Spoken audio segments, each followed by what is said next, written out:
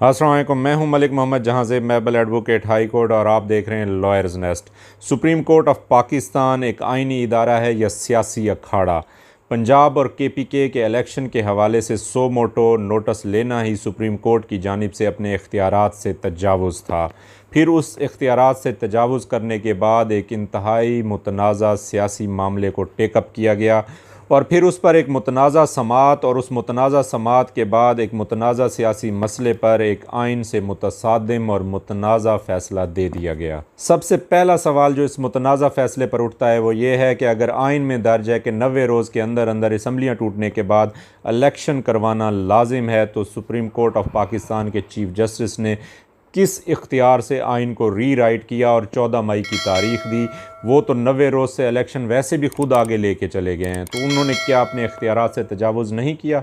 दूसरा सबसे अहम सवाल ये है कि बैलेंस ऑफ पावर्स के इदारों के दरमियान जो बैलेंस ऑफ पावर है, इख्तियारात से तजावुज़ ना करना है, क्या उसकी धज्जियाँ नहीं उड़ाई गई। इलेक्शन कमीशन ऑफ पाकिस्तान एक आइनी इदारा है। इलेक्शन कमीशन ऑफ पाकिस्तान की हदूद में क्या चीफ जस्टिस साहब ने मुदाखलत नहीं की और अपने इख्तियारात से तजावुज़ करते हुए इलेक्शन कमीशन ऑफ पाकिस्तान की डोमेन में आने वाले काम खुद क्यों किया और पूरे इलेक्शन का शेड्यूल क्यों अनाउंस किया।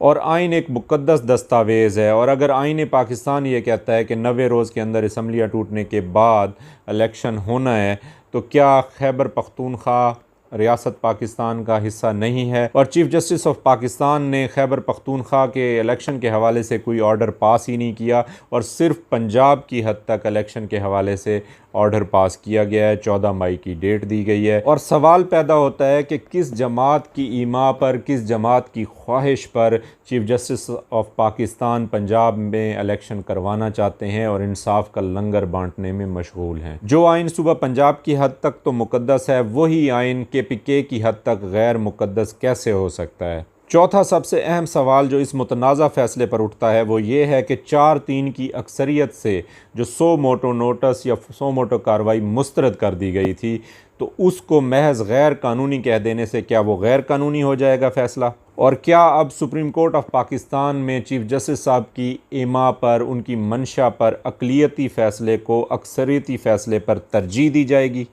और फिर इस फैसले को मज़ीद मुतनाज़ा बनाते हुए चीफ जस्टिस ऑफ पाकिस्तान ने जस्टिस काजी फ़ाइज़ ईसा की जानिब से दिए गए फ़ैसले को, जिसमें उन्होंने आर्टिकल 184(3) के तहत जो कार्रवाइयाँ थी, जो सो मोटो नोटिस की कार्रवाइयाँ थी, उनको पेंडिंग करने का हुक्म दिया था कि सुप्रीम कोर्ट ऑफ पाकिस्तान के रूल्स बनने तक इनको पेंडिंग करा दिया जाए।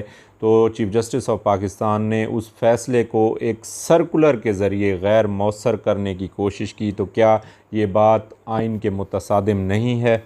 और फिर जब इस बात पर उंगलियां उठना शुरू हुई कि जुडिशियल आर्डर को क्या एक सर्कुलर के ज़रिए, एक एग्जेक्टिव आर्डर के ज़रिए गैर मौसर किया जा सकता है, तो फिर उजलत में चीफ जस्टिस ऑफ पाकिस्तान ने एक 6 रुकनी बेंच बनाया और जस्टिस अमीनुद्दीन ख़ान साहब को और जस्टिस काजी फ़ाइज़ ईसा साहब को उस बेंच से अलग कर दिया और उस सो मोटो कार्रवाई को बंद कर दिया, उस केस को ही निपटा दिया गया।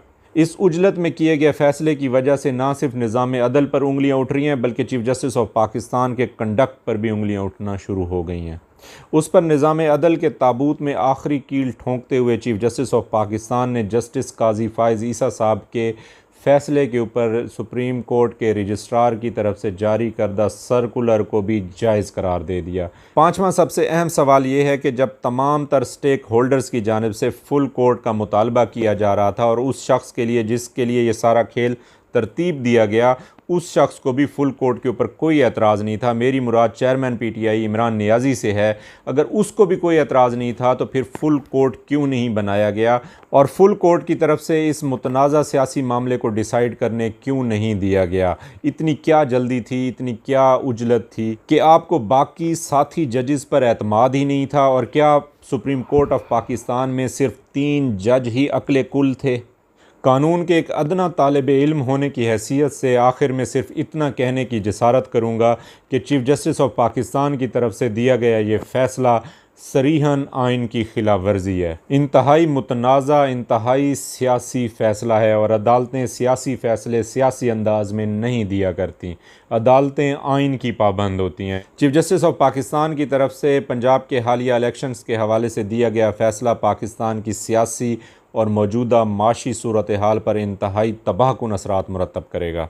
अदालतों को हमेशा काबिल अमल फ़ैसले देने चाहिए और अदालत का ये फ़ैसला, चीफ़ जस्टिस ऑफ पाकिस्तान का ये फ़ैसला काबिल अमल है ही नहीं। ये थी हमारी आज की वीडियो। उम्मीद है आपको आज की वीडियो पसंद आई होगी। आज की वीडियो के हवाले से कोई भी आपके सवालात हों, कोई भी आपकी तजावीज़ हों या आरा हों तो हमें कमेंट्स में ज़रूर आगाह कीजिएगा। और जो दोस्त हमारे चैनल पर नए हैं उनसे गुजारिश है कि हमारे चैनल को सब्सक्राइब करके बेल आइकन दबा कर नोटिफिकेशंस ऑन कर लें ताकि हमारी आने वाली हर नई वीडियो उन तक बर वक्त पहुँच सके। मिलते हैं एक और नई वीडियो के साथ, तब तक के लिए अल्लाह हाफिज़। जीते रहें आबाद।